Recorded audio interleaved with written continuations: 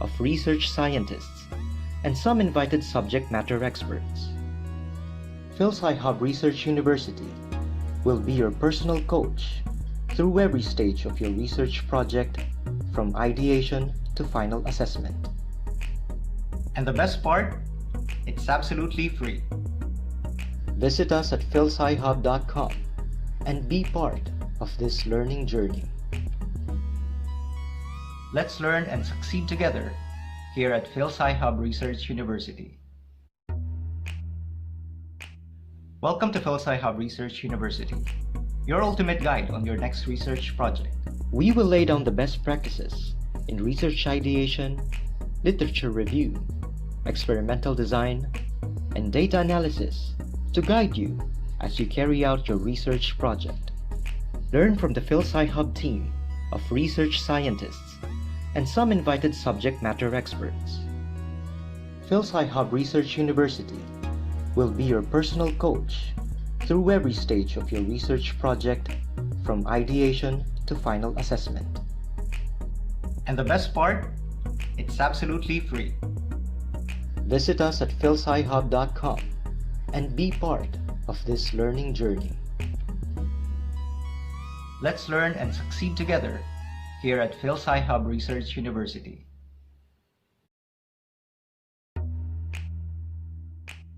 Welcome to PhilSci-Hub Research University, your ultimate guide on your next research project.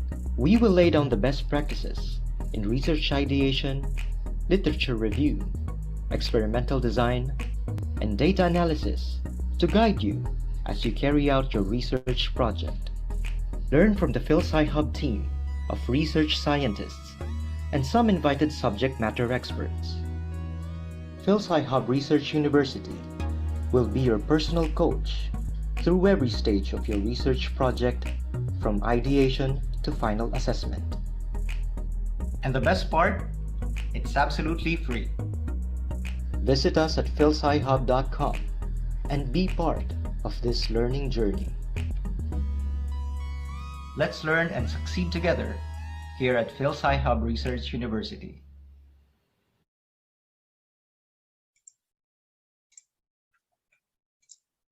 Mabuhay! Welcome to the Filipino Science Hub.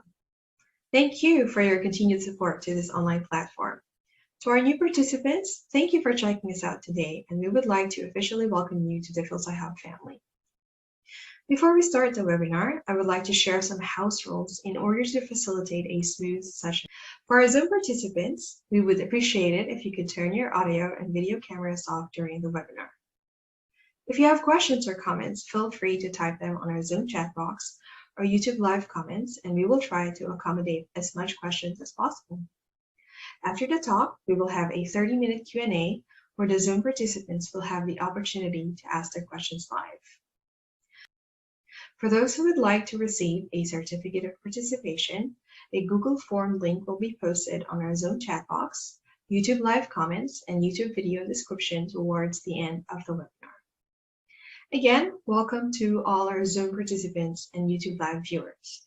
For those who are new and may not be familiar with who we are and what we do, allow me to share our mission and vision in the next few minutes. Filipino Science Hub is an online platform founded by our CEO, Filipino scientist, Dr. Jeffrey Camacho-Bonquin back in 2012. Currently, we are a registered nonprofit organization based in Houston, Texas, United States. Our mission is to promote STEM education and the culture of research among students and teachers in the Philippines and abroad. Our current global leadership team is comprised of volunteer Filipino scientists, seasoned STEM educators, and business executives across the globe.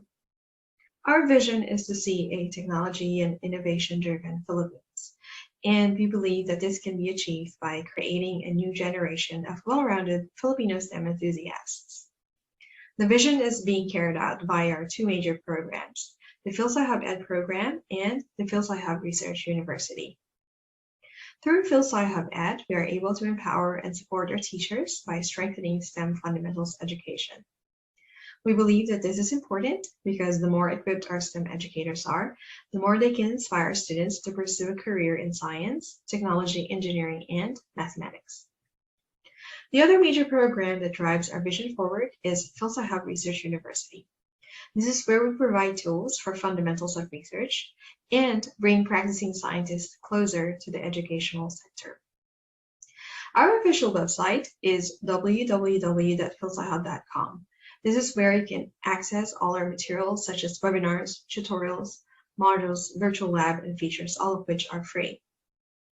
We are also present in several social media platforms, so follow us wherever you are most active on to get updated with our web events. Again, thank you for being with us this morning. To officially start our webinar, I would like to turn the virtual floor over to our host today.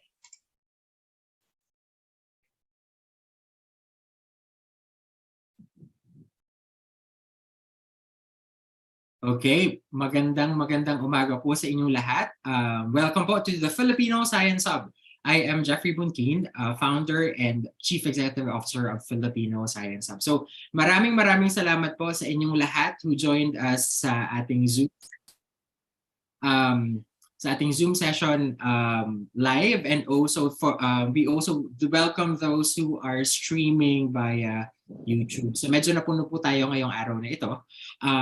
And this is, I think, like our second installment of a recent webinar series that Filipino Science Hub launched earlier. So last week, we had our session on chemistry essential skills. So yun pong webinars that we're offering in the remainder of 2023 and early 2024 will actually focus on skills, on essential skills that would help improve our teachers' pedagogical practice, but then also at the same time sa mga students, ano ba yung transferable skills that you can actually apply as you practice them and as you kumbaga specialize in different STEM areas. But then this time around, the focus is on a fast emerging and evolving area that is impacting our education sector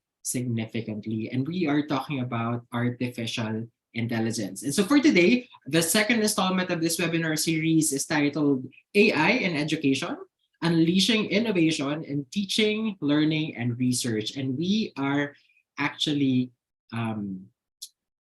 fortunate and privileged to have an esteemed speaker to deliver or to talk about this topic for today. But before that, before I introduce our speaker for today, I would also like to thank the Batangas City Santo Niño Devotees Association of Northern California. So this webinar series is actually sponsored by this charitable institution from the Bay Area in San Francisco. So at this point, let me do the honor of introducing to you our speaker for today. So our speaker for today's talk is Professor Elmer-Rico Mojica. So he's a professor of chemistry at the Department of Chemistry and Physical Sciences at the Dyson College of Arts and Sciences at Pace University in New York City. He also holds a couple of adjunct positions in colleges based in New York City. So he took up his PhD in chemistry, specializing in analytical chemistry and environmental chemistry from the University of Buffalo, the State University of New York, under the mentorship of renowned Filipino professor, Professor Diana S. Aga and Professor Frank Bright. So Professor Diana Aga is also a Filipino, by the way. He took up his master's in agricultural chemistry at the University of the Philippines, Los Baños, and he also took up his undergraduate degree or his bachelor's degree in the same specialization at UP Los Baños. So our speaker for today is a multi-hyphenated and a multi-awarded educator and scientist. So among his notable accolades are listed here. I think very recently he was honored by the UP Alumni Association Society for being an outstanding alumni for recognizing his contributions in chemistry and education. He also received Kapisan ng Kimika ng Pilipinas Southern Tagalog Distinguished Achievement Award in Teaching. He also received the Charles and Homer Pace Faculty Award in his home university, and he's also one of America's Finest Teacher Award Ulirang Guro awardee. So without further ado, I would like to give the floor to our speaker for today, Professor Elmer-Rico Mojica. Sir Meng? Okay, thank you very much, Jeff, for that very kind introduction. So, just going to upload, shared. So, magandang araw po sa inyong lahat dyan sa Pilipinas. So, it's another webinar coming from me, and I would like to thank the Philippine Science Hub for giving me this opportunity. So, this is really, I would say, a timely thing that is happening, although we thought AI is just new, AI has been with us for years. It's just become more popular because of this ChatGPT that came out November 2022. So what I'm going to share to you is just my experience in using AI. So disclosure, I don't have any vested interest in any of the AI tools that I'm going to discuss. In fact, the AI tools that I'm going to discuss are free, and I see that it has a potential, okay, to be useful, especially for teachers like us. Okay, so what I'm going to do is how it can help you, how it helped me, the previous AI iterations that I know, and hopefully it will be you learn something that will help you, especially in reducing the teaching load or the work that you have related to teaching. Okay. So the overview of my talk, I'm going to talk about artificial intelligence and introduction in general, discussing the advantages and disadvantages, the role of AI in education, its roles, its benefits to students and the teachers, and then we're going to have like some examples. So you can prepare some questions that we can ask ChatGPT to do. So at least gusto ko yung interaction with the audience. So your question or your request, and then we tried ChatGPT to do it for us. Okay. And then the issue that come up with the use of the AI. I saw one already asking question about this, the academic integrity policy.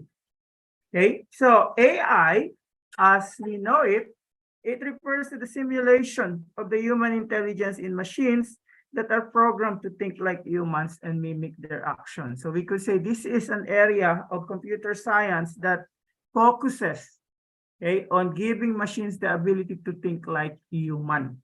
And we can consider AI as a technology that enables computer to think or act in a more human way. Okay.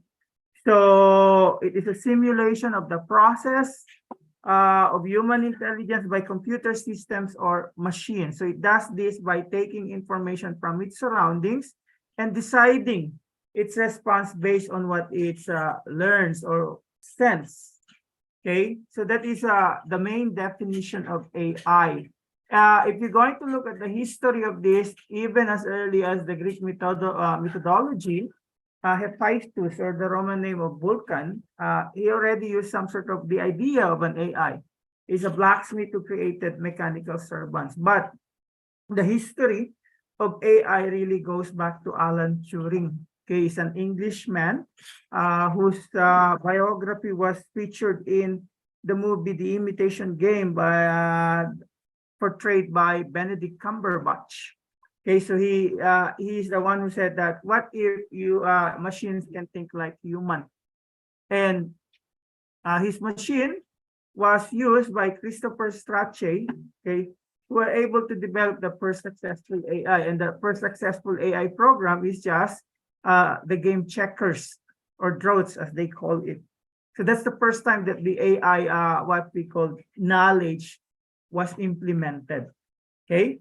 Now, if you're going to look at AI, it has been around us ever since we have this thing, the automated teller machine. Okay, so I know in the Philippines, I think banking is just one of the worst, or we could say one of the worst wasteful time that you do. That's why if I go there as much as possible, I don't want to go to the bank. You're going to wait for 1 hour, and then I said, hindi ho pwedeng i-encash yung check nyo. I experienced that. Okay, so the bank or the finance sector is the first one who used this one. Okay, and every one of us, social media, usually what we have, all of these social media stuff that we have from Facebook, Twitter, Instagram, okay, even Siri, all of them use AI. Now here in the US, if you're caught violating some traffic rules and regulations, you will just get a note telling you of the violations that you have, and you have to go to the court, or you get summons, okay? Because there's camera that will detect if you violated some of these traffic rules. So in medicine, they use AI, okay? So they look at some of the preliminary data given to you, and they will end up with a diagnosis based on that. So we could say AI has been around us. It didn't come just last year. It has been with us for some time. Okay. Now, the advantages of the AI on how it's being used.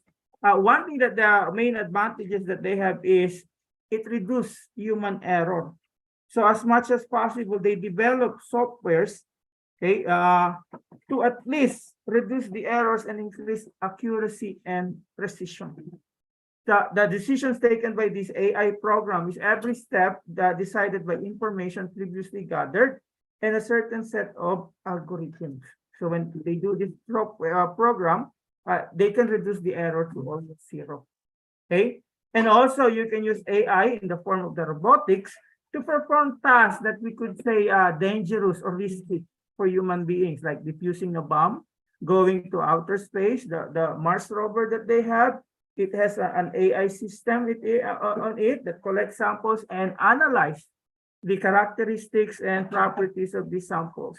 Okay, so you can use robotics or robots, which are products of AI, to do some of the risky things. Okay, so at least you save lives in doing so. And another advantage of AI is it is 24/7 available. So usually human beings, we're good for only what? 3 to 4 hours in a day. And then after that, we need breaks, and we need to have this so-called balance between life and work life and personal life. So AI can work like the energizer 24/7. And I think that's one of the advantages of this AI.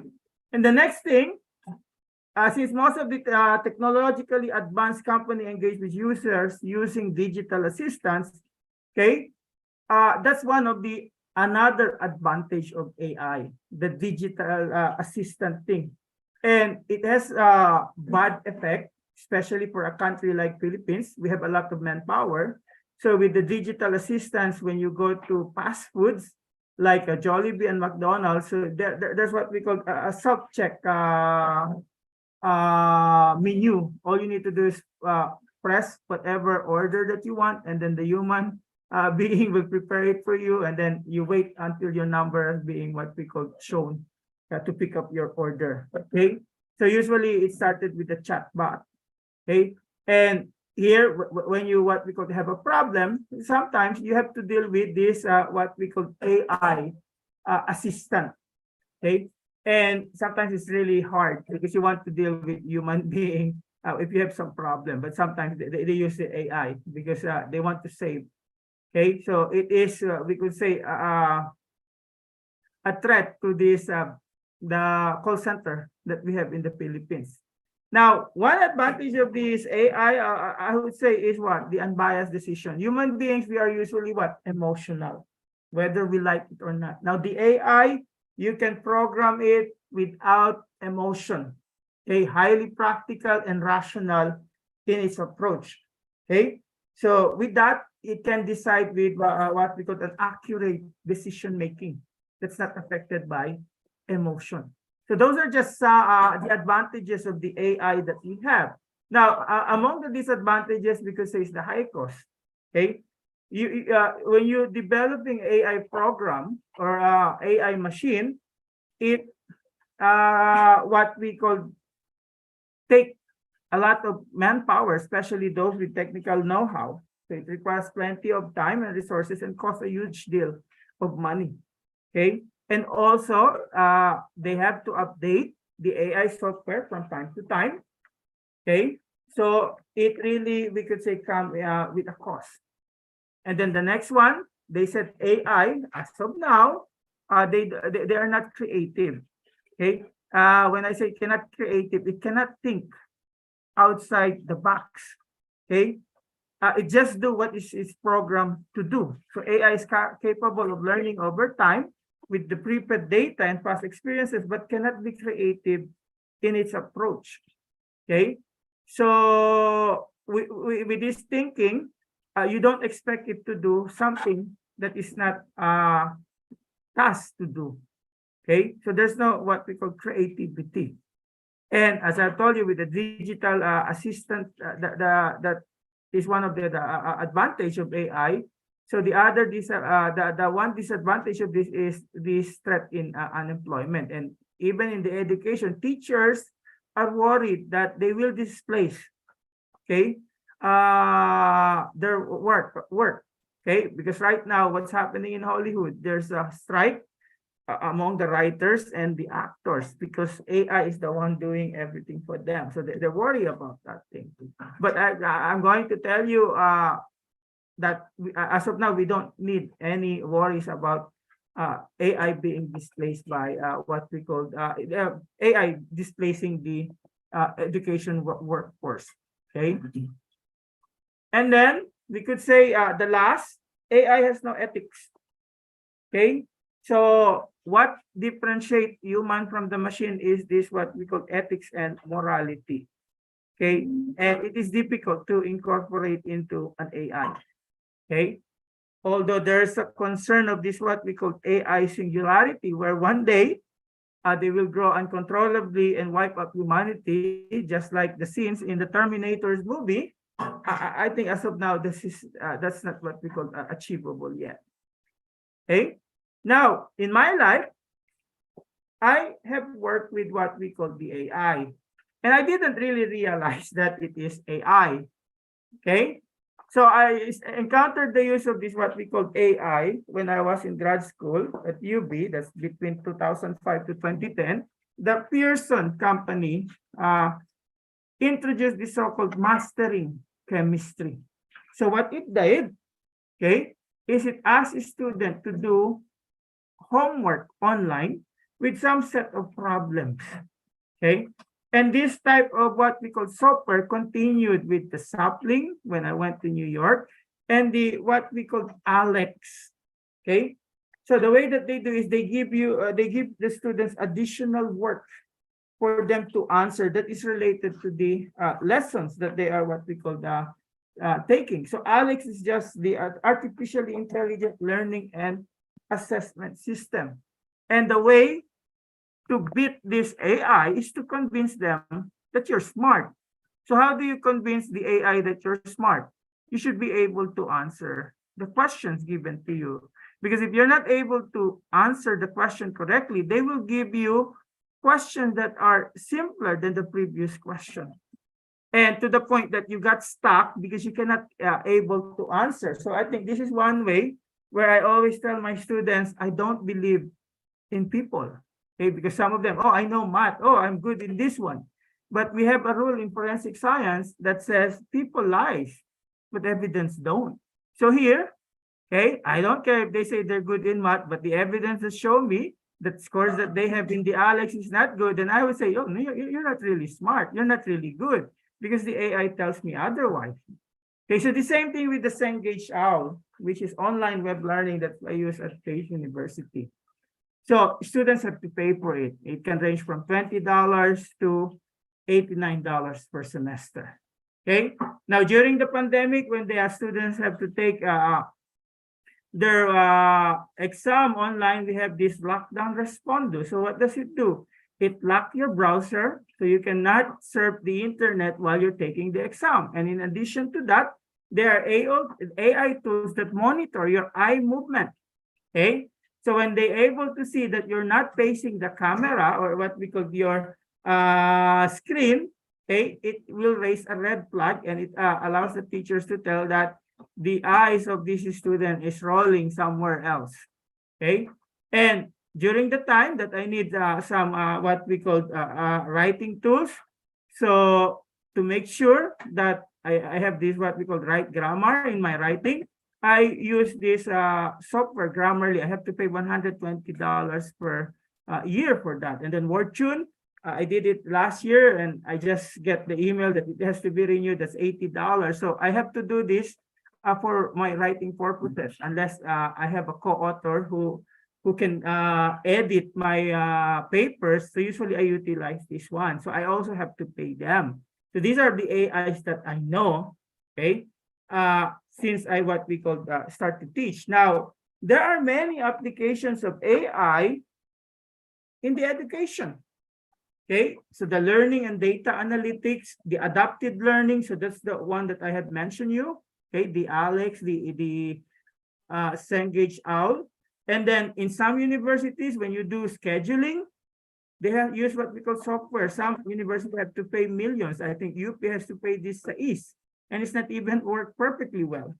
Okay, so you can use it to improve the writing skills, like the one that I mentioned, Grammarly, the school and facilities management, the LMS that you have, the that's like Google Classroom, Canvas. Okay, there are educational gamification that is also being used, safety and security, plagiarism detection, the Turnitin, those are AI. Academic research, finance, okay, using interactive game for early childhood education, and the virtual labs, which were very popular during the pandemic. So these are just some of the AI products that we have. And in fact, if you're going to look at the market of AI, from around 2 billion in 2020, they said by 2028, it would be around 20 plus billion. And this is, we could say, attainable, because every day there are a lot of AI tools that are made readily available. And most of them you have to pay. Sometimes they just have what? 1 week trial period, and then they will charge you. Okay? So if we're going to look at the role of the AI, based on my experience, I would say it can do automatic basic activities. Everybody loves teaching, but what's the hard part of teaching? One of the hard part of teaching is grading. Okay, sometimes it takes more time to grade what we call some paper, especially if it's essay. Okay lang kung multiple choice, you just devise some code wordings, or butasin nyo yung yung papel, tapos tapos bilangin yung tama. That makes it easier. But AI can help you in doing this grading, and that's the experience that I have with those softwares that I have mentioned. Okay, and AI, we could say the educational software out of the AI, they can be adapted to student needs. Yung tinatawag nating personalization.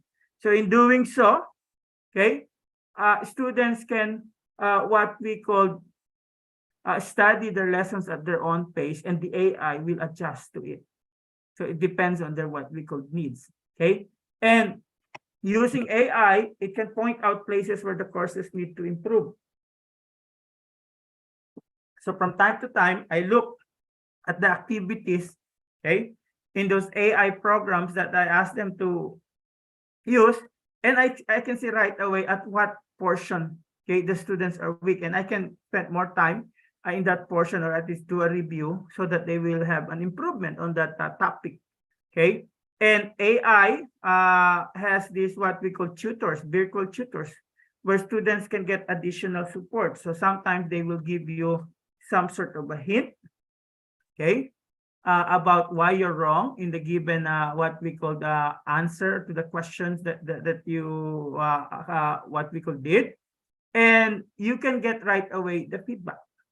Okay, you don't need to wait for the email reply, okay, from the instructor, especially if this is the weekend. You're lucky if the instructor or the professor will answer, okay, the email that you sent. But AI, you can do it right away, and in doing that, you get the students become more engaged, because at least he answered the questions. I was able to do it right away.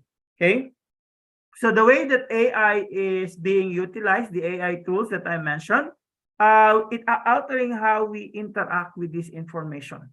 Okay, so here, sometimes if you Google for a particular product, what happened after that is it's already in your what? Amazon. Okay, it already tells you to go here. Okay, so AI was able to do that thing. Okay, the same thing when we do this one. So the AI, sometimes I put there, what are the courses the students are what we call weak, and the AI would tell me, oh, this is the topic that they are weak, so I can concentrate on that. Okay, that's why they said it can change the roles of the teachers. But I told you, AI is just a way for you to see the performance of your students. Now, to improve their performance, it still has to take what? Human intervention. And the human intervention are us. So we can tell the students, you have to do this thing because you didn't do well in this portion. Okay, so it's still us, okay, who is going to what we call play a very important role. AI is just some tool to help us assist in the progress of our students learning the courses that we're teaching. And AI can be also, we could say, a trial and error. So in those OWL, I give them 10 attempts to answer the question. So if they get wrong, okay, it's less intimidating. Unlike in the real world, pag nagkamali, parang mapapahiya yung estudyante. So parang nawawalan gana yung estudyante mag-aral. But in the AI, so trial and error, why did I get wrong? So the feedback will come there. Okay, so it will guide you, okay, on how you will answer the question correctly in the next attempt.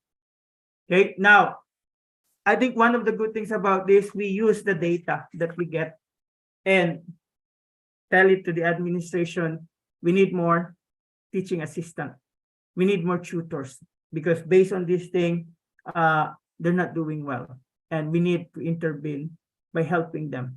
Okay, how do we help them? Maybe we ask for additional tutor.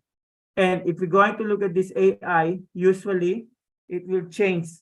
Okay, it will alter the educational system. So while major changes may still be a few decades in the future, the reality is that artificial intelligence has the potential to radically change just about everything we take for granted for education. Okay, so those are, we could say, the roles of AI, and I experienced most of those roles that we have among the AI tools. Okay, and if we're going to look at the benefits of this AI to the students, I think there's a lot. Okay, it can analyze the learning gap. So there are specially designed AI platforms that can analyze the past performance and identify the learning gaps that can easily go otherwise undetected.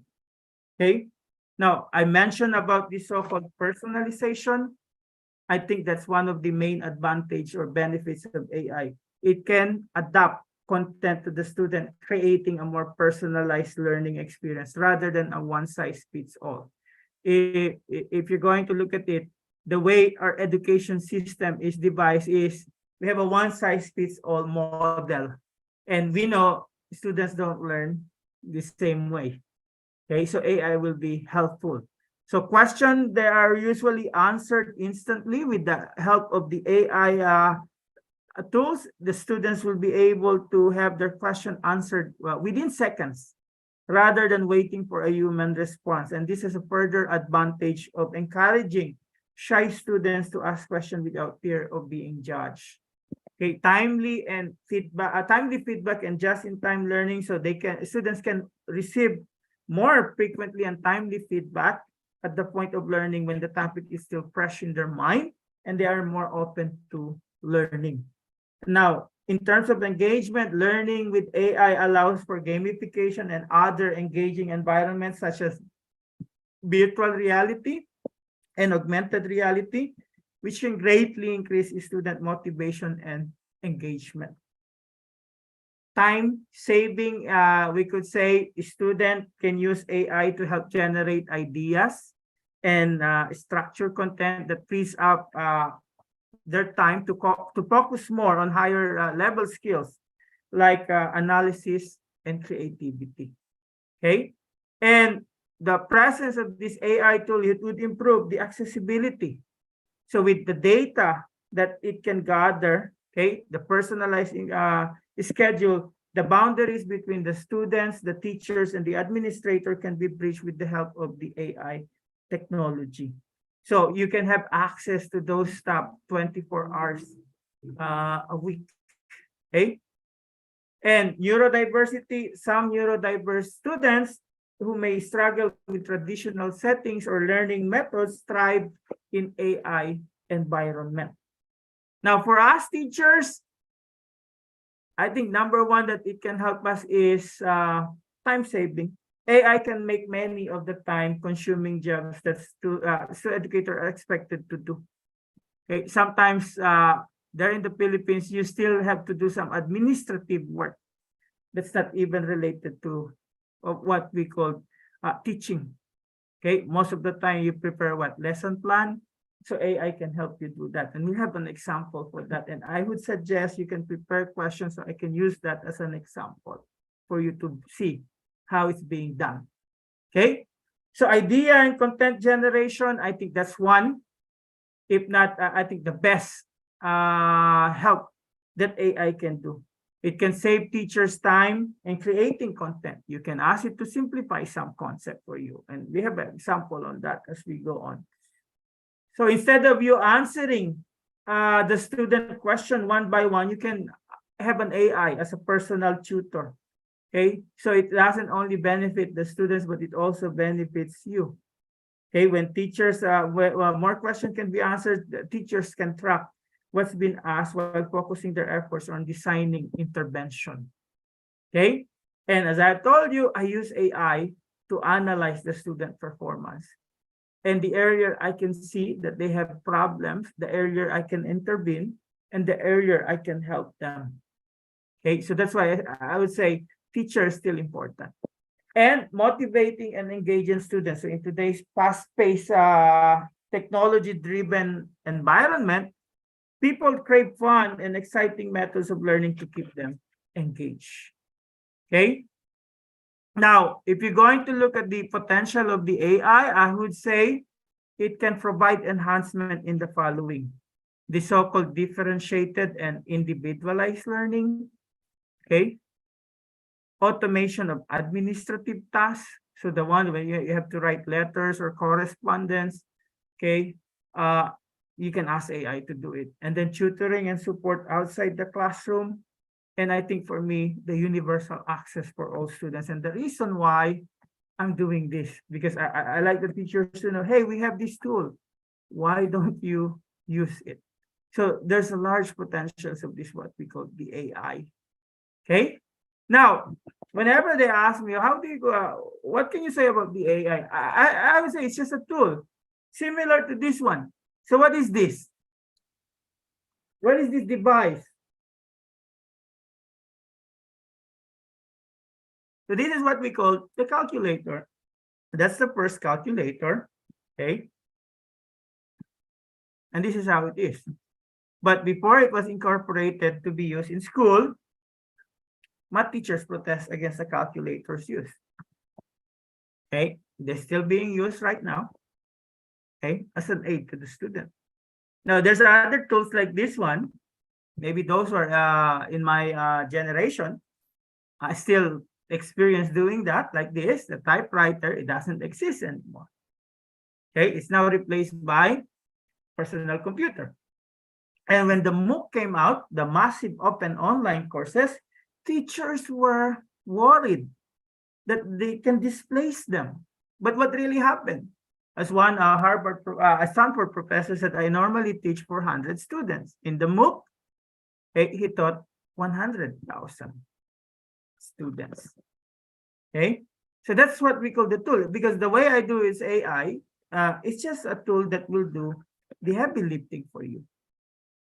Okay, and what are those heavy lifting?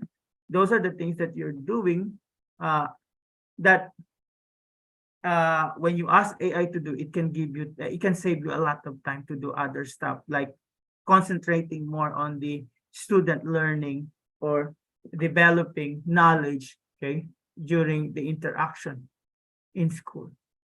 Okay, and as I said, as what we call Bill Gates said, technology is just a tool.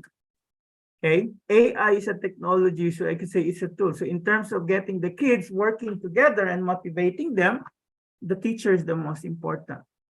That's why I'm not worried it will replace the teachers. Okay, AI will not replace you, will not replace the teachers, but people using AI will. Okay, that's why whenever I give this webinar, it's always the one generation ahead of me. They said, "Oh, sometimes it's hard to teach new tricks to old dogs." So parang hesitant sila. They are the one that's hesitant to this thing. Okay, but the thing is, they're here. We might as well embrace it and use it as much as possible. Okay, so this goes as to why AI is so popular at this time, and I have to do something with the chat GPT. GPT is generative pre-trained transformer. So it's a computer program that can respond to questions, provide information on a wide range of topics. It is developed by OpenAI. Okay, and when it was released, 5 days, there's already 1 million users. Now there are more than 100 million users around. 80% of our students know about it, and 30% are using it. Okay, so if you're going to look at this one, it is an AI tool that helps people access information and communicate in a more natural and efficient way. You can treat it as a knowledgeable friend or a reference book. It provides answers, explanations, informations on topics, anything under the sun. History, science, arts, current events, including STEM stuff. It can generate text for tasks such as writing stories, composing poems, and creating conversations. So it is a product of a long history of these text generator chatbots like the Eliza. Okay, and it is a free version, the 3.5. If you want to pay, there's a 4.0. That's $20 a month. And my motto in life, if it can be get it free. Why pay when you can get it free? Okay, so the way that you have this AI is you just know how it was being designed. They always said prompt is the key. Okay, so if you're going to look at this, what we call the AI, so when I was reviewing this during Christmas break, so I came up with this article. Is it safe to use ChatGPT for your tasks? You can start. Does it matter if the output is true? If not, then safe to use AI, the ChatGPT. If the answer is yes, do you have the expertise to verify that the output is accurate? If the answer is no, it's unsafe to use AI. If the answer is yes, then next one, are you willing to be responsible, okay, for inaccuracies? So legal or moral thing. If the answer is yes, you can use ChatGPT. If the answer is no, it's unsafe to use ChatGPT. So what does it mean? You cannot just use ChatGPT if you don't have the expertise. Okay. And I will show you some example, because you have to know what are the sources of the information that this generative AI are getting it from. So usually that's anything that is in the internet, and most of the information in the internet are not true, especially in the age of what? Misinformation. Okay, so the design process that we have here provide content. So you can ask it, act as a kindergarten teacher, high school teacher, college professor, or you are a college professor. And then you define the task. So you use verb, action word, be specific and clear, provide the goal. Okay, and you can provide instruction to it. You could say include the length or amount, 100 words, okay, alphabetical. And the target audience that you have there, which language, you can ask it to translate anything to Filipino if you want. Okay, age group. Okay, and then once you have that, you can refine. You can keep asking questions. From my webinar last night, the way you use AI is pipigain mo hanggang lumabas yung information na kailangan mo. Okay, so you provide feedback with additional details. You can include keywords, more engaging, creative, and interesting. So you can provide further directions such as replace, rewrite, expand, delete. Okay, it will do it for you. Okay, so for instance, this one, ChatGPT. So the command that I put there, explain the plot of Cinderella in the sentence where each word has to begin with the next letter in the alphabet from A to C without repeating any letters. So how do you know that the answer is correct? Of course, you have to know the story of Cinderella. And then I asked, okay, to explain the plot of one of my favorite novels, To Kill a Mockingbird, to do the same thing, and it's there. But if you don't have any idea about this, what we call novel, you will not be able to see or to what we call verify if the answer is correct. So in the To Kill a Mockingbird, the main character is Atticus Finch, a Southern lawyer, okay, defending man who was accused of molesting a white person. Okay, so the one that was accused is black person, and it is a story through the thoughts of his daughter. Okay, so I don't think you can do this thing within seconds. Okay, so if we're going to look at this AI, we can at least try to do this thing here. So here where I ask your input, so I can show you. So this is just, I hope you see the what ChatGPT. So I asked it to do an email requesting a letter of nomination. Okay, so we can do something out of it. So maybe we can do it, let's say, list the president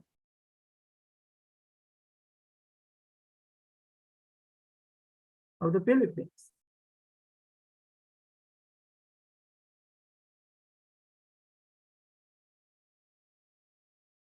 So we're going to give you some stuff. I hope you see it, okay? And you may see, okay, it stopped only until Digong, President Duterte, because the ChatGPT is only updated until 2021, okay? But it can give you the task. So if you're going to look at this, what are the tasks that it can do? The planning instruction, you can streamline planning when developing the following asset like unit outline, lesson plans, slideshows, X factor instruction, or you ask it simplify topics, or you can use it as a discussion question. Okay, so you can ask it to simplify topics. So if you're going to do this thing, so what concept you want to simplify? Simplify, explain in simple terms the process of what? Photosynthesis.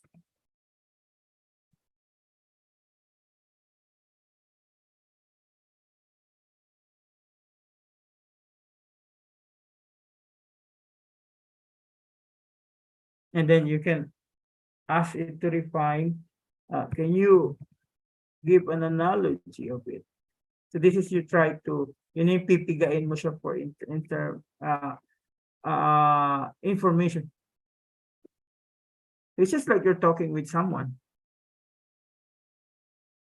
So here's the analogy of what we call the photosynthesis. To think of photosynthesis like a magical kitchen in a tree.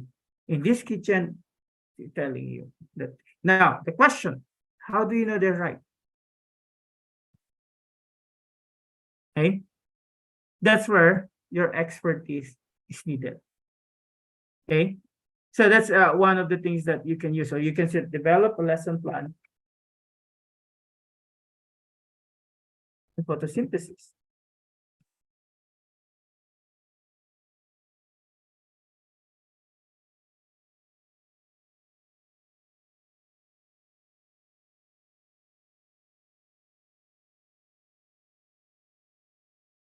So it gives you an idea. So the level, you can put that at what level you want. So here, middle school, objective, materials. So it says introduction, begin by asking students what they know about plants and how they grow. Elicit response, main lesson, activity, discussion, conclusion, assessment. Okay. So the question, are you doing this for your lesson plan? The teachers there in the Philippines? What can you say?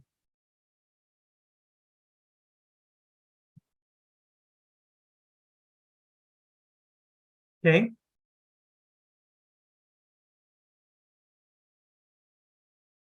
So that's just one application of what we call ChatGPT, like AI.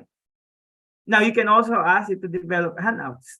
It can generate text for materials and handouts that target your specific instructional needs. Okay. You can ask it to develop instruction, general assignment direction. Okay. Create, solve problems or examples, but you have to be careful on this. Build the pre-reading or advanced organizer, provide word problems, okay, compose a syllabus, make flashcards. So I can ask it to compose a syllabus. So maybe, what course do you want? Anyone? Because Vivico chemistry. So someone can put something in the chat, okay?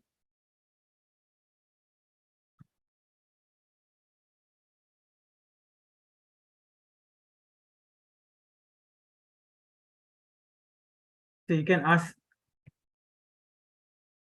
or create a syllabus on, I always put this one, electrochemistry at graduate level.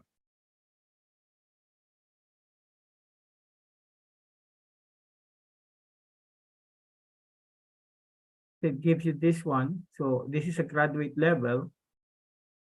So week 1, introduction to electrochemistry, the thermodynamics, the kinetics, electrochemical measurement techniques, applications, corrosion, electrochemical engineering, advanced topic.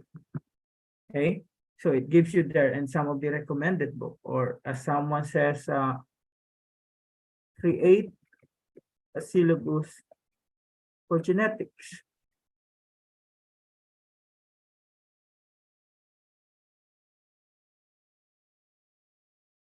So it says genetics principles and application, course description, prerequisites. Okay. So this gives you an idea. Now, are you going to what we call adapt them? It's up to you. Okay. Because the thing is, it's still you who is going to decide if you're going to adapt them. So another one, create a syllabus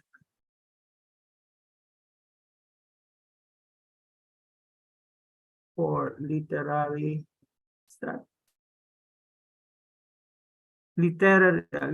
criticism.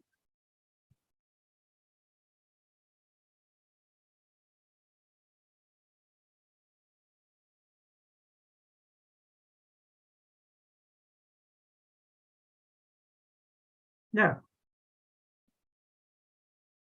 Usually, when you're asked to teach a course, you're going to, this is the syllabus that was used by the former professor. So it's just like that.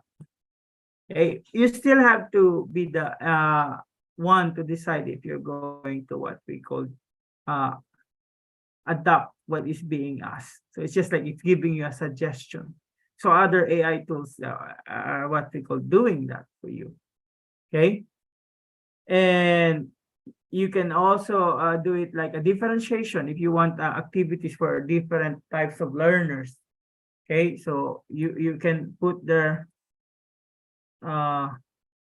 develop differentiation for physics, differentiation materials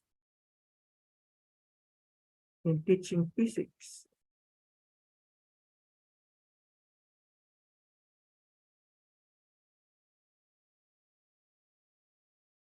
So you can have a tiered assignment, visual aids and demonstration, concept mapping, scaffolding, interactive simulation. So it gives you the different differentiation materials that you can use. Okay. And all you need is what? An internet, an account of OpenAI. It's free. Okay. And you can get this thing. That's why if you want to pay, well, it's up to you. But for me, if I can get the information for free, why pay? Okay. And then personal correspondent. Okay, you can ask it to write letters or communication. So the classic example here that I have is this one, the one where you see the example, nomination letter, request for letter of nomination. So it gives me some template on it. You want it to be more personalized, then let's say like a letter of recommendation, you put information. Can you ask it to be what? To edit. Okay, so for instance, I could ask it, send an email to Estudyanteng Bagsak that he failed Chem 16.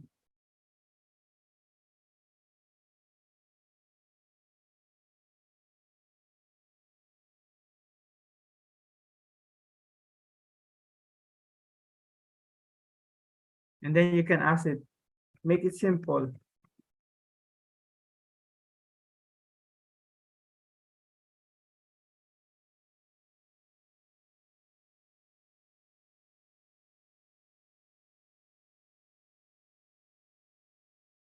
Okay. So it do some of the heavy lifting for you. You don't have to think anything. Okay. Let's try to see if it can translate it Filipino. Let's see. Never tried this. Ayan. Mahalagang pabati tungkol sa inyong grado sa Chem 16. Kumusta? Sana ay nasa maayos ka na kalagayan. Okay?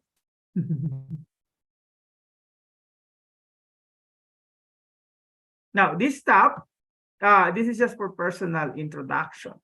So if whatever information that you get here, okay, you use it for vertical teaching, but this is a big but. You don't own it. Okay, so you cannot make it like as your own.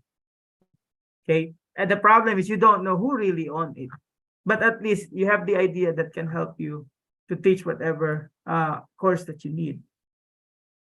Okay, another thing, you can do what we call assessment. You can ask it to do quizzes for you. Okay, example, I can ask it create 5 multiple choice question.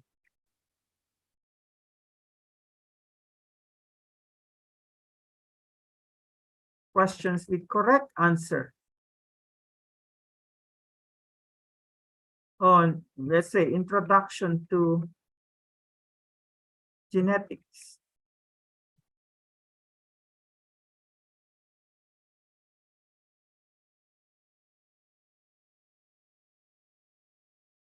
Now, the thing with this one is, again, you need your expertise here because whatever it comes out there, I don't think it's 100% correct.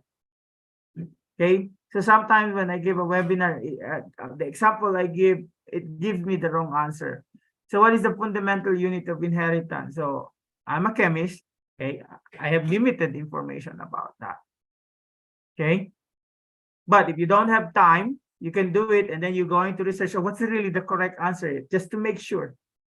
So what's the term of the different forms of the gene that occupy the same genetics? So I don't know, my bio 30 or genetics knowledge is around what, 25 years old.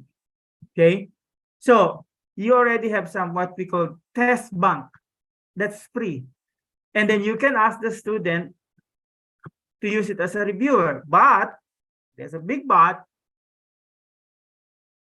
Don't take the answer here as 100% correct. You still have to double check. Okay.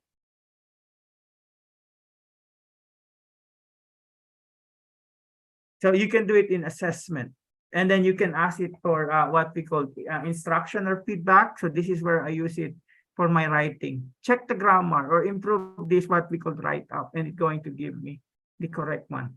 So why do I have to pay $120 a year in Grammarly if I can ask this task for free in ChatGPT? Okay, and the warning, as I've told you, I have mentioned, the tool always sounds authoritative even when disseminating inaccurate content. Okay, it has the tendency to do hallucinate. Ganun din naman tayo, di ba? Magyayabang tayo yung isang kanto, kanto, ano tawag dito? Sa kanto, may isang mama nagyayabang, ganun doon. Pero alam naman natin, puro kabalastugan yung mga pinagsasabi niya. So, ganyan din yung ChatGPT. So, erroneous and foolish observation pops up in human communication as well. So nevertheless, we must check all AI-produced information for accuracy and usefulness before it reaches the students. Okay? And these are just some of the stuff that you can do with ChatGPT. It can act as an additional, we could say, resource person in the classroom. Okay? Now, there's also another one that they call the Bard. Okay, so Bard came later, developed by Google. So Bard, we could say, is you can use the Bard. Once you have, we could say, I hope you can see this one. So if I ask it to go to Bard, as long as you have a Gmail account, okay, Bard is there. Uy, binago na nila yung ano nila. Para na rin siyang ChatGPT. Hindi ganito dati yung ano eh. So I can put here, list the presidents. I hope you seeing it.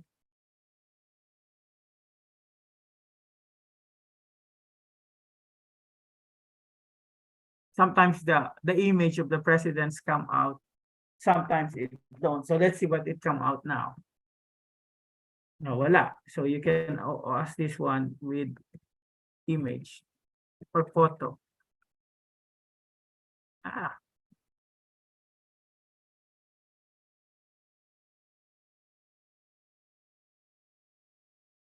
So this is the advantage of what we call the Bard.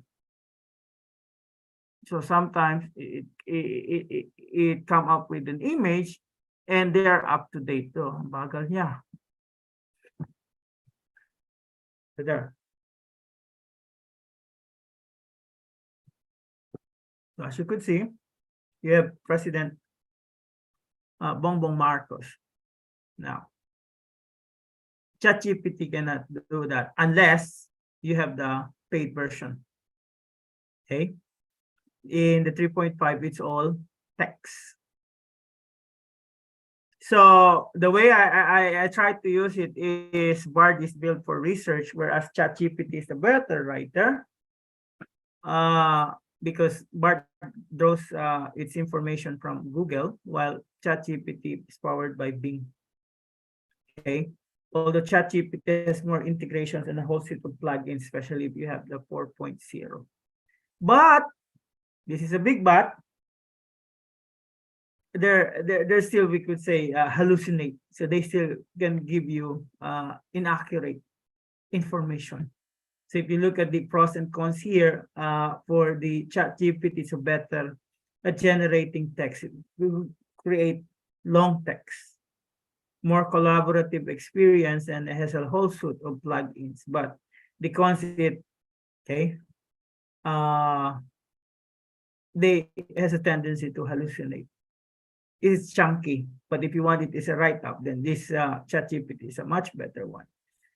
Bard, they said, okay, I have to say it's more user-friendly interface, but they already did it similar to ChatGPT. I like the one before, the versions that I have before. Because this one here, the one that you asked the prompt, or at least this is the one that I like, the way it was presented. Okay, I try to use, I use the Bard when the ChatGPT gives me error. They always have internet network error or network error.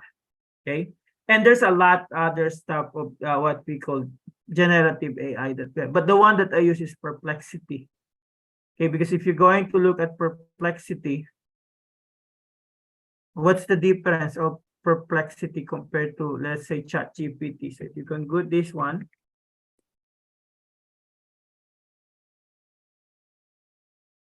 So let's say you want to get an analogy.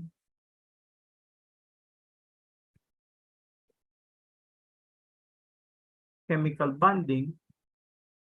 Oops. Ah.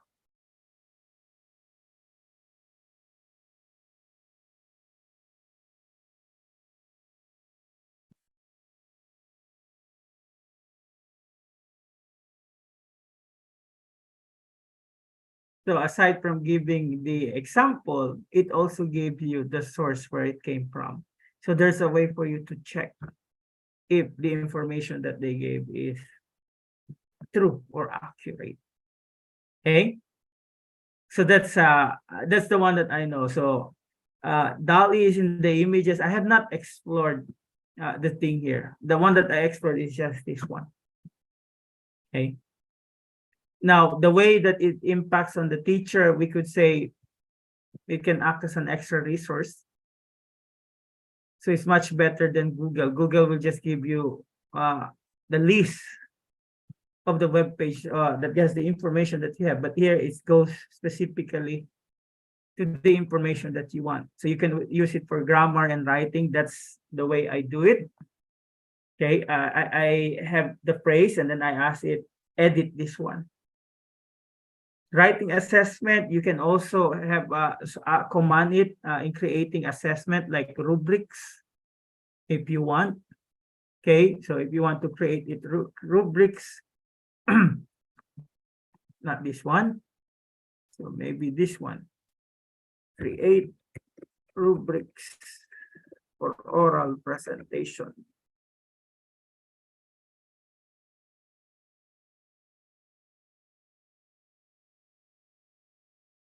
I didn't, but usually it gives you a table. Let's see if we can ask it in a table form.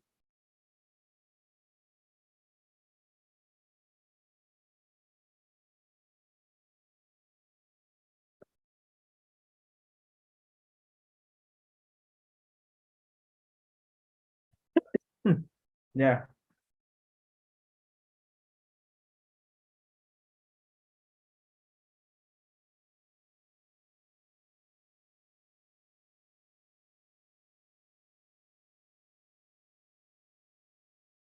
You can do automation for this one, but it will take need an additional, we could say, coding thing, and that's beyond my expertise. I'm just a user. Just most of you, I think some of you already know how to utilize this thing. Okay, so for students, its impact using the homework, they can have resources that they can utilize to gain quick response to their question. They can use it to improve the writing. Okay, it's a good writing editor. And in research, it can come up with enormous resources and highly intelligent. However, its database is just comprised of internet sources, which is full of misinformation. I remember at the beginning, I asked, who's the first US female president? And it keeps giving me Hillary Clinton. Okay. Now, in writing research paper, you can use it. Yeah, you can say generate ideas for research paper, for brainstorming. So the way that you're going to incorporate this in writing is combine, okay, the power of the AI tool with human expertise and judgment. That's the best combination if you want to use this for writing purposes. Okay, so in every stage of the write-up, you can ask it. So sometimes you can start from the scratch. Okay, you can ask it, write 3-paragraph introduction. What topic do you want? Or here, maybe we could say the benefits of the coconut oil.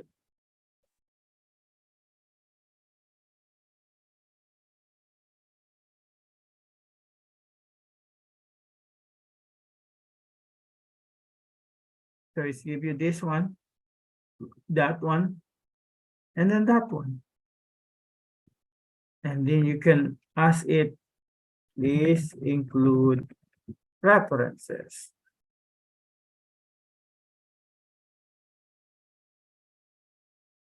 Ayaw niya. Okay. So, ulitin ko yun.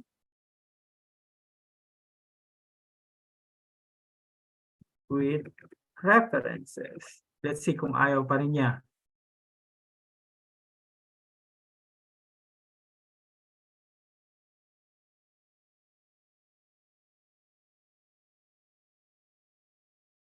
Yun. Now, the question is, are these references existing? So that's the one that you need to check. Because most of them is just a mix of the name, the name from one article, the title from another article, the journal of another article, and other stuff. Okay. So I try to open, hopefully, because usually I ask my students, so what can you say about this one? So I try to open like a paper that we have just written.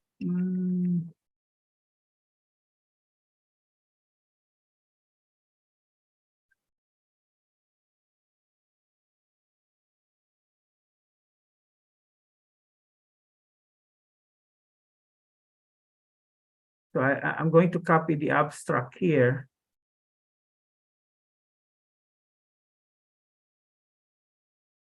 And then I will ask it to list possible titles for this abstract.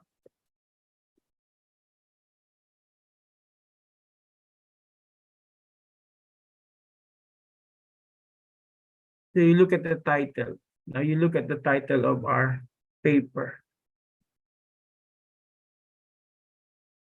As you can see, it's still in the edit mode. Okay. And then I can ask it, okay, write 3-paragraph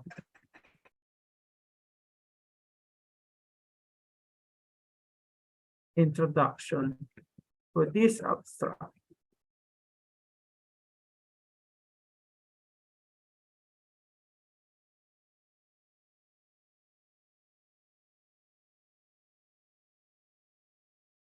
So if you're going to read it one way or another, it's related to the topic that I have. But am I going to use it?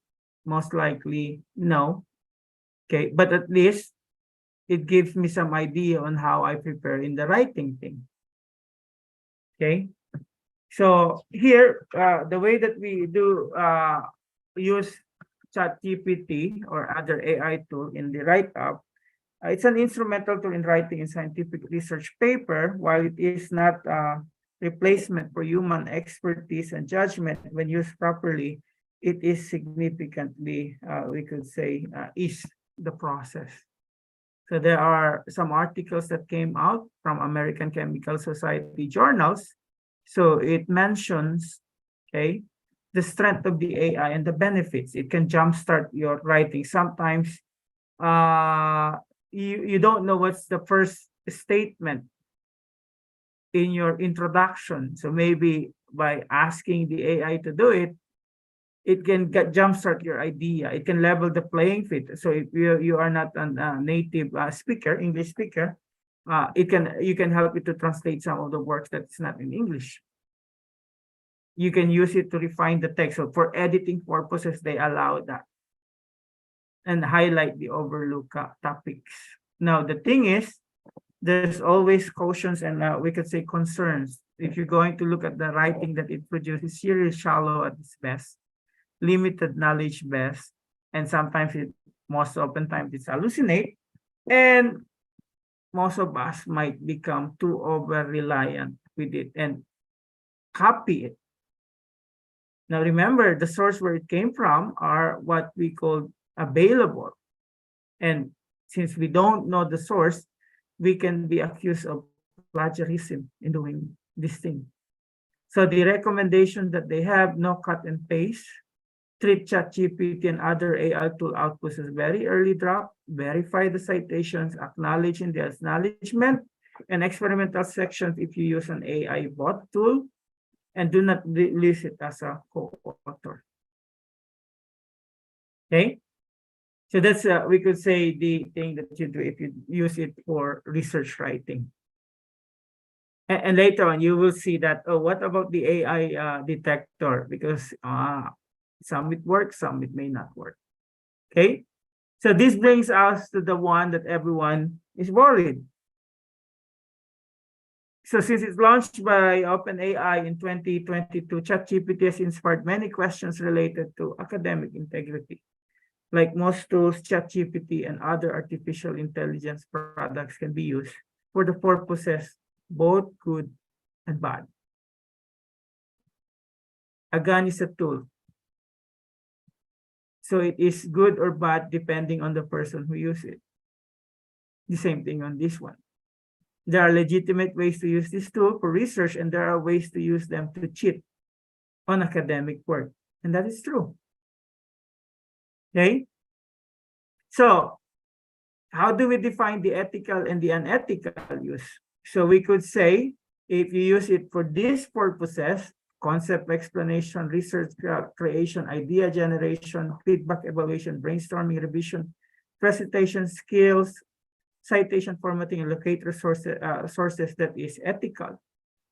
When it becomes unethical, when you try to own it when you didn't do any work. And that's what most of the students are trying to do. Okay? Owning something that you didn't do anything. That is how it becomes unethical. Now they said, oh, what if we're going to use AI detectors? So GPT-0 was developed by a Princeton computer science and mass media student. Okay, so if we're going to test it, so I'm going to go 0 GPT, and then I'm going to type. Sir Meng, if I may quickly interject, I think one of your Zoom control tabs is blocking the monitor. Just the bar po, the horizontal bar. Oh, this one? Po, yes po. If you can, okay, yeah, if you can move Okay, that. I think, yeah. Oh, I yeah, didn't know it's coming out. It's okay. Thank you. So that's the thing. So if we're going to go here, so I can copy this one or the whole thing.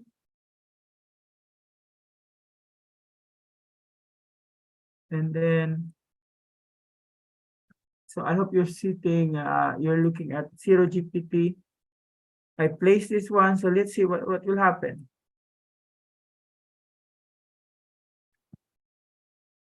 See how ineffective the AI detector is.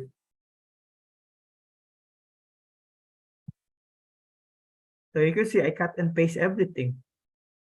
But it says here, 35% of that was GPT written.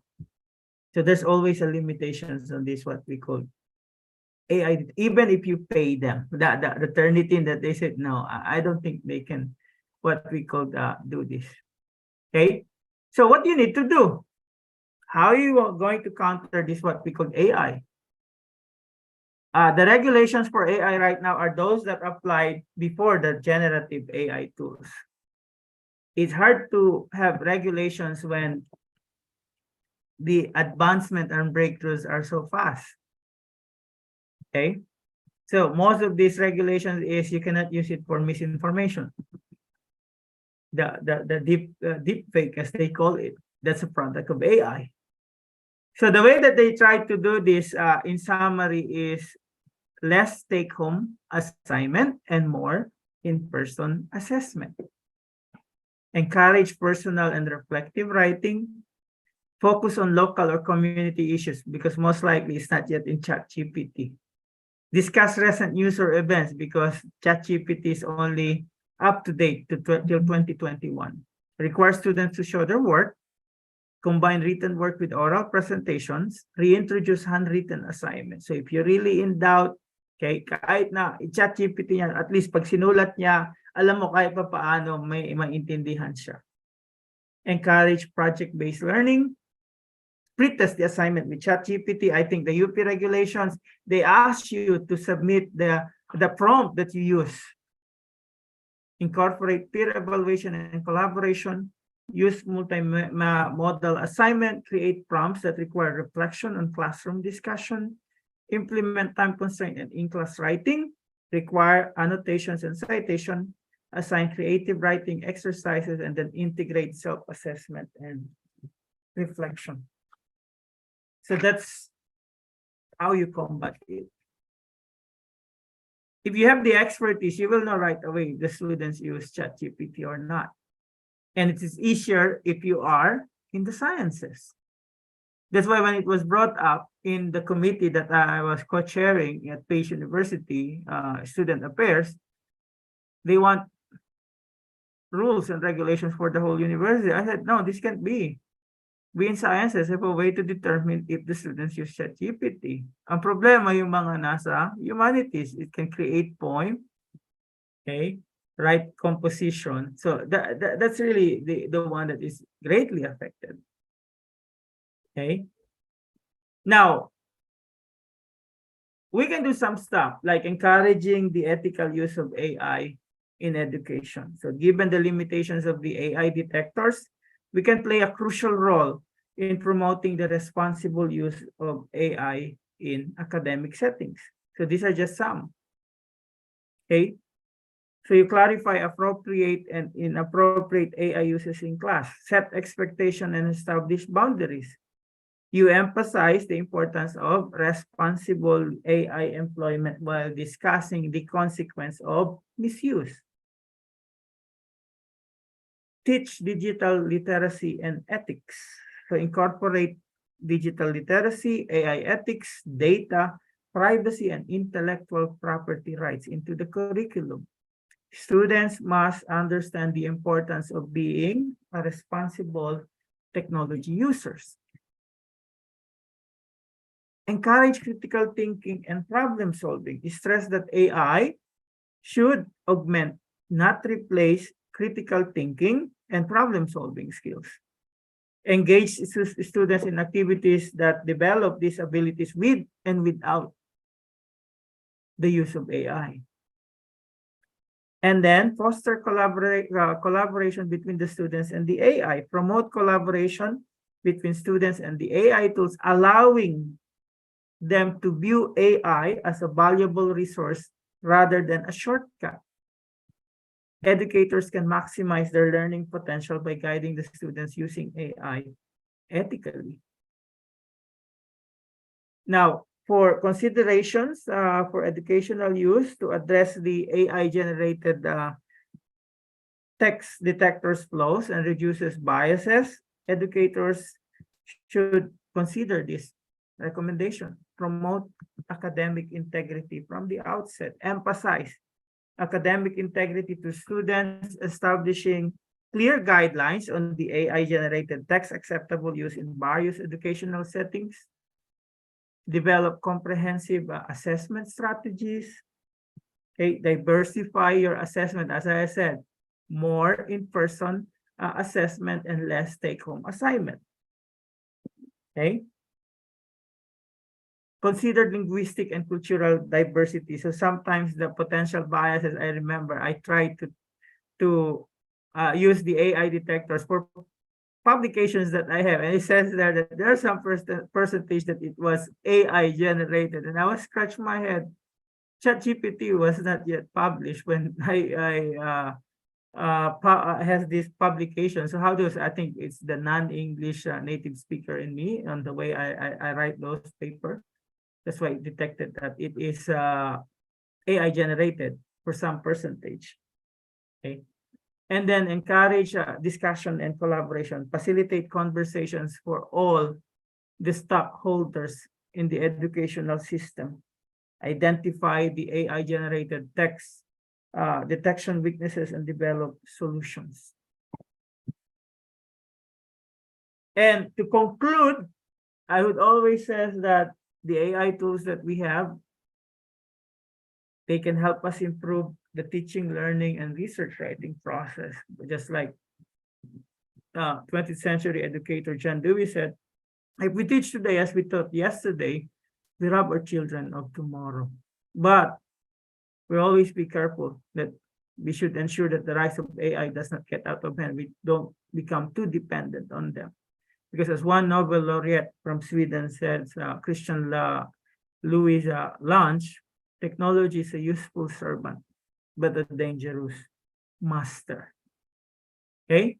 And maybe I try to plug this one. So aside from giving webinars to some of the school, I also have a web page that how to use the AI and some short videos of problems in general chemistry. So I developed this 5 minutes or less problem solving when I was teaching UP and UP Los Baños last year. So students are complaining. I have also the hour-long lecture available, but they said, oh, we don't have the connectivity to sustain long hours of lecture. So if you can just go to the what we call direct problem solving. So I developed this one, but I keep them there, including the lecture, because I said one day when they have to recall that lessons, they can always go back to the lectures that they have. Okay, because ang problema natin, we're not sure about the capability of the graduates that came from the pandemic. The question last night that we have in the webinar, how can we ensure that those graduates, ang dami daw mga lao, they are really know what to do. Okay, because everyone took the courses online, and some like chemistry courses, you have to have your own technical skills. Okay, kahit nasabihin nila chemistry is just a mixing. Okay, but you still have to mix the chemicals properly. So these are just some of the schools. So we are now here. Okay, I have one in PUP on Monday. So I think the reason why it started here is TIP requested me for a professional development lecture, and during that time I was teaching a course, an MS course for incoming middle school and high school teachers here in New York City. And during that time, the New York Department of Education just lifted the ban of ChatGPT or any AI tools, because they banned ChatGPT in January, and they lifted the ban on May. So I was teaching a course, and then I asked my students, what is your idea of using this thing? And I gave it on the last lecture. It's a 2 weeks we could say crash course. So I gave it in the last meeting so that they will not use it to do the requirements that they need for the course. And it was really an enjoyable session, and everyone said, oh, this is cool. Now we can have this tool at the tip of our what we call fingers, and that gave me an idea, why can't I share it to the teachers in the Philippines? The only problem is, what if we don't have internet? I got that question from the president of Romblon State University. Yes, they're good, but what if we don't have the infrastructure? So yan yung parang question nila. So I hope you learn something. So I'd like to thank, if you want, just PM me, okay, or email me. So I hope you learned something. I'd like to thank Dr. Jeff Bunkuin for giving me these opportunities, the Filipino Science Hub, and all of you for attending. So if you need to contact me, ito po yung contact number, and just an example here of a photo of mine and then AI generated thing. So thank you very much. All right, thank you so much po, Professor Elmer-Rico Mojica. So we're gonna give Sir Meng po a couple of minutes of break while we plug a couple of upcoming Filipino Science Hub events. Ayan. And then after that, we're gonna proceed with the Q&A. So just allow me to share my screen po for a bit. Please let me know when you can see it. Can you see my screen? Ayan. All right. So this is just one of the series of offerings that we are delivering to our Filipino Science Hub community po for the remainder of 2023 and trickling over to early 2024. So very recently, we finished our mycology camp featuring Filipina mycologist Dr. Connie Hibas, who's also in the Zoom call right now. Last week, we started the first installment of our chemistry essential skills. So if I may put this in perspective po, why is Filipino Science Hub focusing on skills? So I'm working in technology development po in the energy sector, and kahit po sa field namin, artificial intelligence, like these generative AI tools are increasingly getting used. So mas dumadami na po yung applications niya. And so from the perspective of what we're doing po in Filipino Science Hub, knowing that this is going to be our future, we actually thought that perhaps we can actually pivot yung focus po ng trainings na binibigay natin sa mga guro at sa mga students, in that we focus on skills development. So transferable skills po that first and foremost, medyo mahirap i-replace ng AI. Hence, kung mapapansin niyo po, dun sa Chemistry Essential Skills Training Program namin, we focus on problem solving, we focus on abstract thinking. So it'll still take a long time bago po makakatch up siguro sa abstract thinking and creativity ang artificial intelligence. Ano po? And then up and coming po, we also will have a series on essential skills when it comes to learning and teaching mathematics. Imported po from Paris ang ating magiging instructor dyan. So, and then please watch out for additional announcements po on when these training courses are to be delivered po. Ayan. And then, segue po tayo. Sir Mojica, Professor Mojica touched on how you can actually leverage artificial intelligence or generative AI in writing up research studies. So pag-publish ng paper, segue po tayo. So in the introduction, we also covered that Filipino Science Hub has its own research university. So and the intention of research university is to provide basic training po for research advisors sa basic education sector. So meaning po, karamihan po kasi na ating mga guro sa Pilipinas are not able to access po siguro early, siguro basic level training po when it comes to the conduct of scientific research. So this time around po, kami pong Filipino Science Hub team is composed of Filipino scientists who specialize in different fields of STEM and based in different parts of the world. We're coming together, we're coming up po with a training course specially made for research advisors. So this is a 2-day event. So from 10 in the morning hanggang 1 p.m. po, medyo lunch, it is overlap with your lunch. But ito po, essentially we will give you a crash course on how you can mentor your students and guide them in the conduct of scientific research. So for advisors po ito, October 28 and 29, dito lang po sa Filipino Science Hub. And then, segue po tayo, unahin natin yung advisors, and then after that, we have an event specific to high school students naman po. This is gonna be on November 11 till 12. And then may nakaplano na po kami after ito kasi halos 1,000 na yung nakapag-register nito. We also have a version of this specific to college students. So if you would like to participate in all these, mag-register lang po kayo, and then hopefully po, kumbaga, we can help share yung practical experiences namin as scientists po. Gusto po kasi natin ma-de-escalate yung training na hindi dapat pag nag-grad school ka na saka ka lang matututo ng research. Let's start our students young and we start with these basic trainings. All right. So going back to Sir Meng, I was able to capture some of the early questions po. So nagawan po natin ng slides. So ipa-flash muna natin sa screen as we adjust them, and then yung mga bagong tanong, we're just gonna read them up from the Zoom chat box and then sa YouTube channel. We try to have the aesthetics po during the Q&A dito sa Phil Sci Hub. Okay, first question po.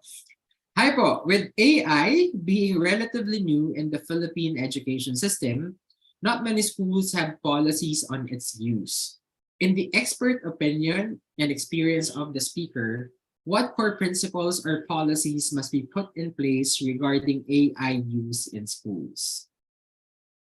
I would say it's ethical use.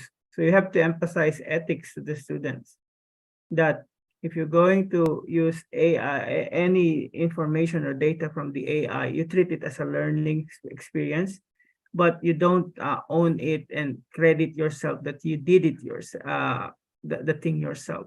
Okay.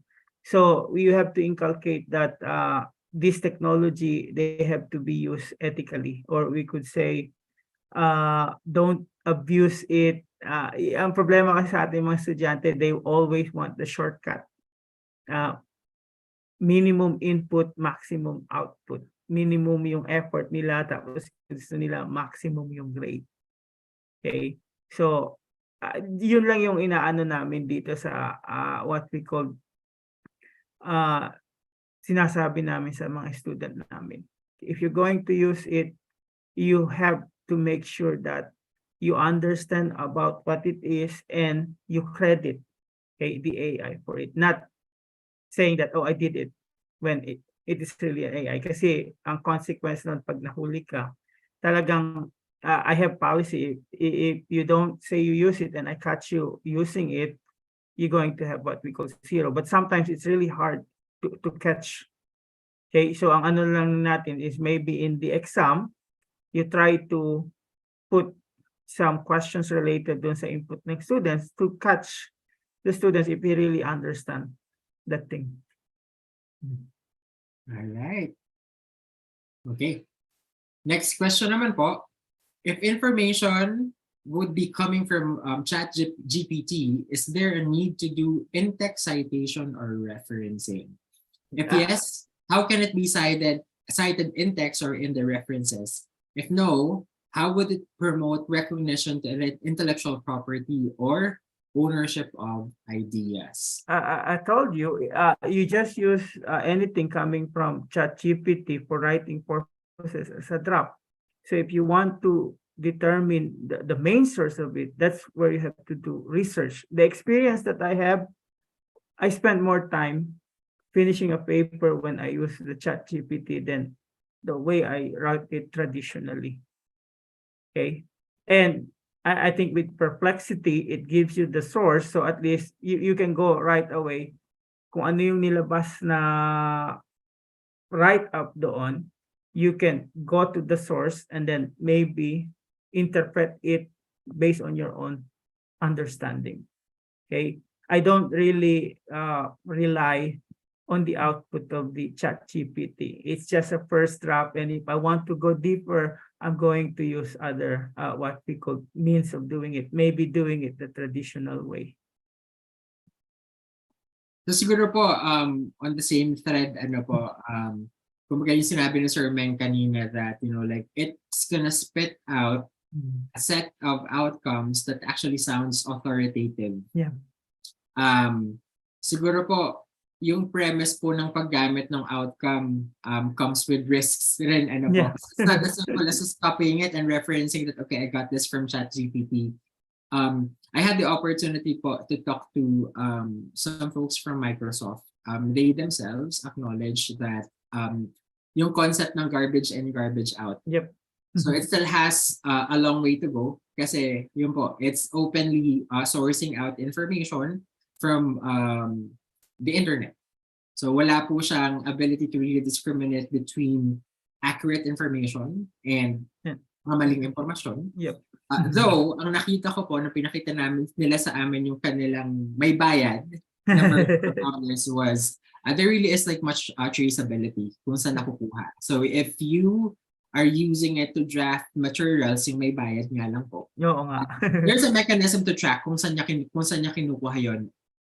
As in, ipapakita niya po talaga kung saan niya pinick up yung specific piece of information. But then I guess po siguro po sa free and open access na version, medyo wala po ng feature na yun. So siguro po, maghintay pa tayo ng ilang iterations hanggang yung feature na yun maging accessible po to the public. Pero yun nga po, it comes with that risk.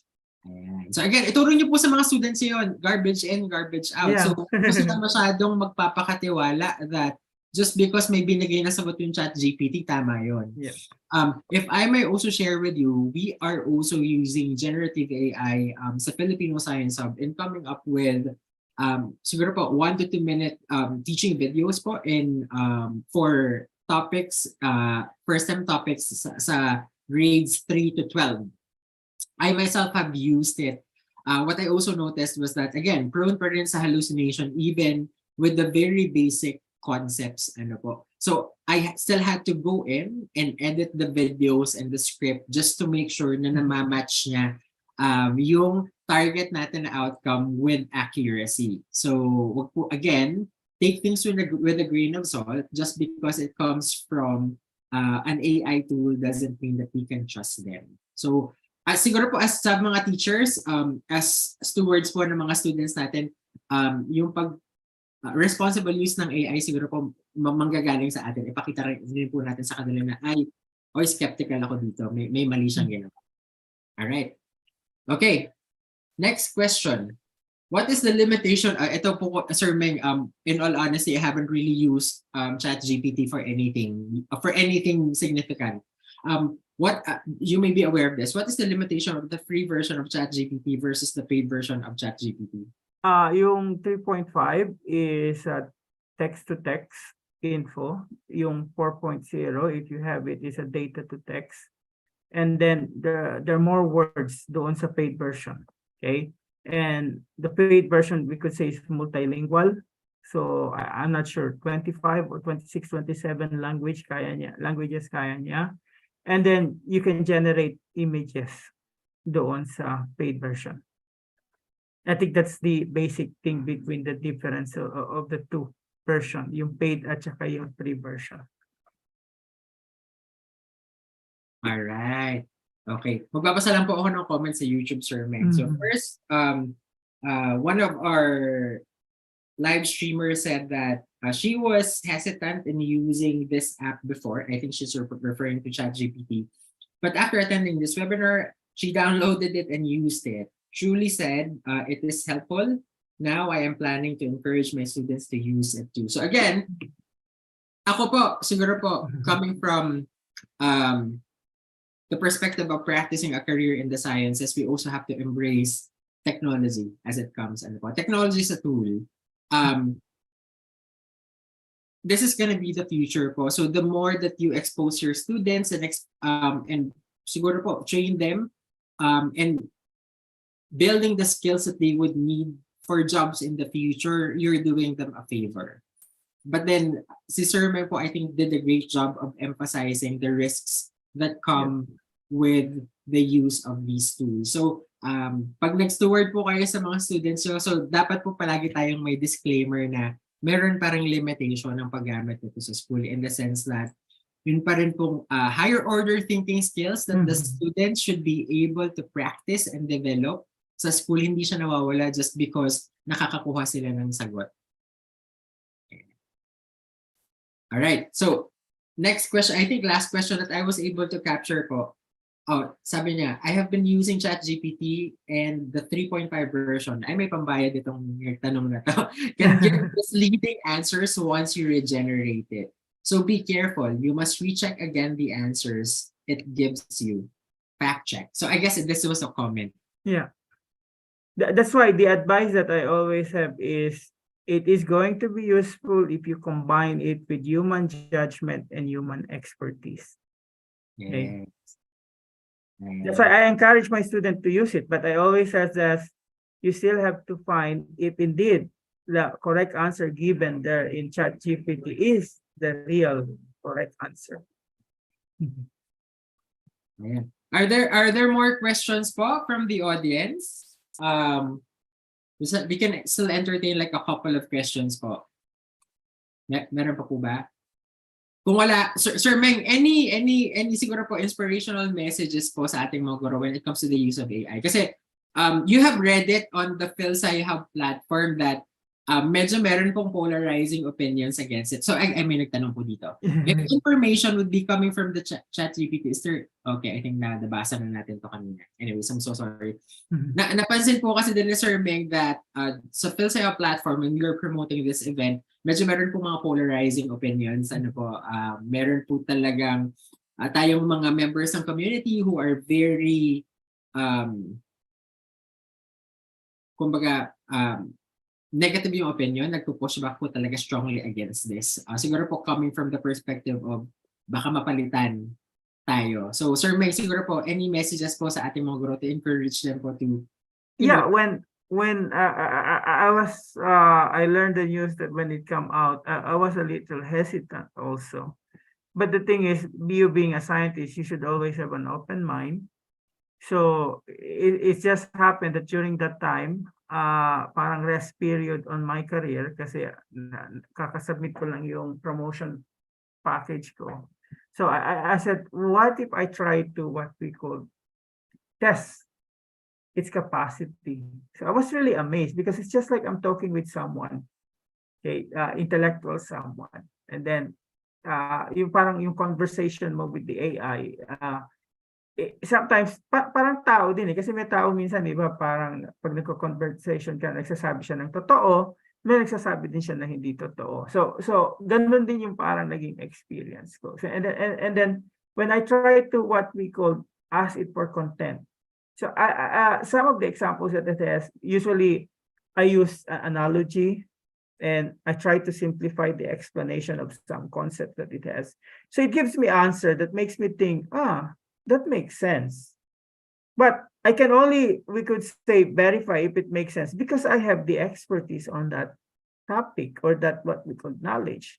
But if I don't have the expertise on that, then hindi ko rin maano. The next thing I would do is to verify it. And how do I verify it? I use my experience in research. How do I want to know the answer to a given question? So I look for some information about it, the validity of that information. So the way that it, the experience that I have is mas naging ano yung research skills ko because there's an idea that the ChatGPT said or I think respond, and all I need to do is this idea valid because garbage in garbage, the sources that it is from the internet, and most of the internet contains what? Garbage, contain inaccurate information. So, parang naging ano mo yung skills mo as a scientist, is this true? Okay, so parang naging ano yung na-develop din yung critical thinking mo. Bakit ganito yung ano niya, yung output niya? So, ano yung basis niya? So, I think I treat it as just another human being with the capacity to do mistakes also. Yun yung parang lessons that I learned because I try to use it to finish some encyclopedia chapters, okay, and it's beyond deadline, and the experience that I have is I ended up spending more time in finishing the chapters assigned to me compared when I do it the traditional way. But this is the thing, for our schools na wala kayong access sa mga books, sa mga journals, this is really going to be helpful. Kasi parang meron kayong resources. Ang kailangan nyo na lang is to confirm or to verify kung tama yung information na dinederate. But which I think is much better than magsimula ka sa wala.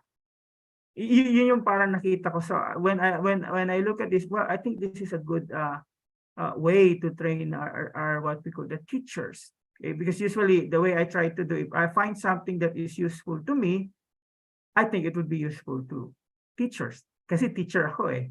So if I find ways using these tools, AI tools, to generate content that can improve my teaching. So ang opinion ko, magagamit nyo rin. Pero ang ano nga doon, you always have to be careful. Okay?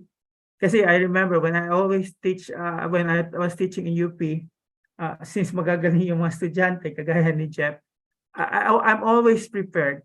And the hardest part for you is you're being caught that you're teaching them inaccurate information. So yun yung parang kahiyaya teacher ka tapos mga pinagsasabi mo mali-mali. So that has been my motto in teaching anywhere else. So I try to what we call improve, because usually when you reach that professor is really the highest one, I was then, so ano pa bang gagawin ko? So andan yung material, and then this came in. So I said, oh, pwede pa pala ma-improve yung materials ko. And I try to look at it, how it reacts doon sa incoming middle school and high school teachers dito sa NYC. And when the feedback that I got, yes, we're able to instead of teaching, how are we going to do our lesson plan? So at least pag inano mo doon, makikita mo yung template. Pero pag nakita mo naman talaga, hindi talaga lahat tama. So in the end, it's still you who's going to decide.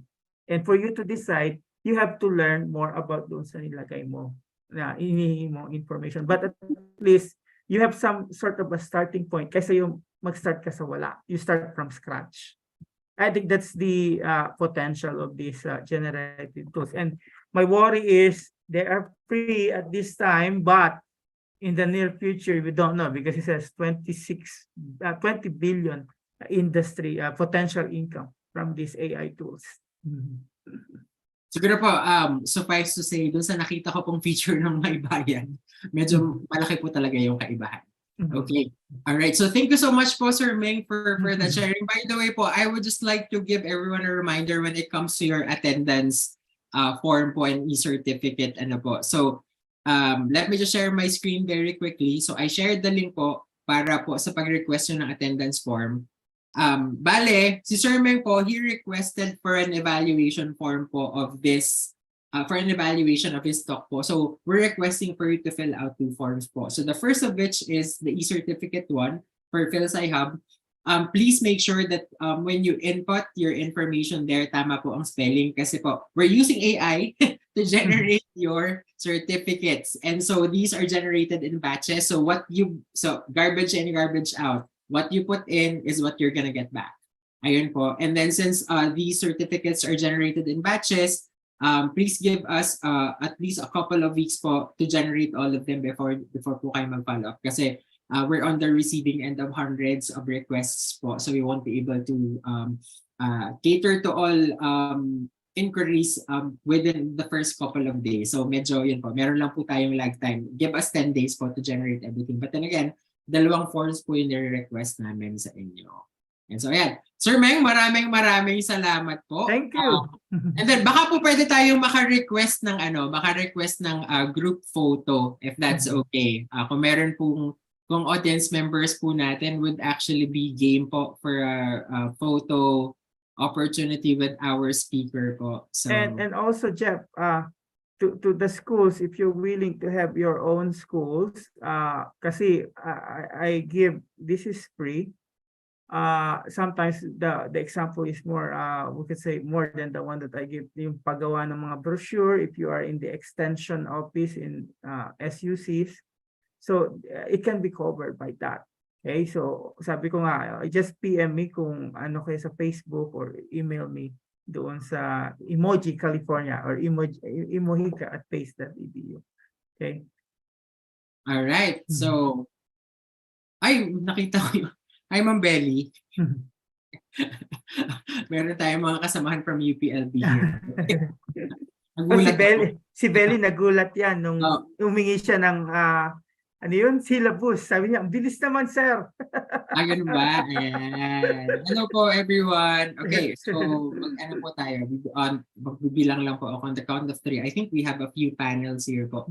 Napuno ang Zoom natin today, and then we have a fairly significant number of people who streamed via YouTube. So hanggang 100 lang pala yung kaya mo. So next time pag ano ako. Actually, nakalimutan ko i-expand kasi meron tayong sponsorship from the Bay Area, dapat 500 yan. So yan, dalang po lang pagkakalimutan because it's a Friday afternoon here in the US. Alright, so bilang po ako, 1, 2, 3. Ayan.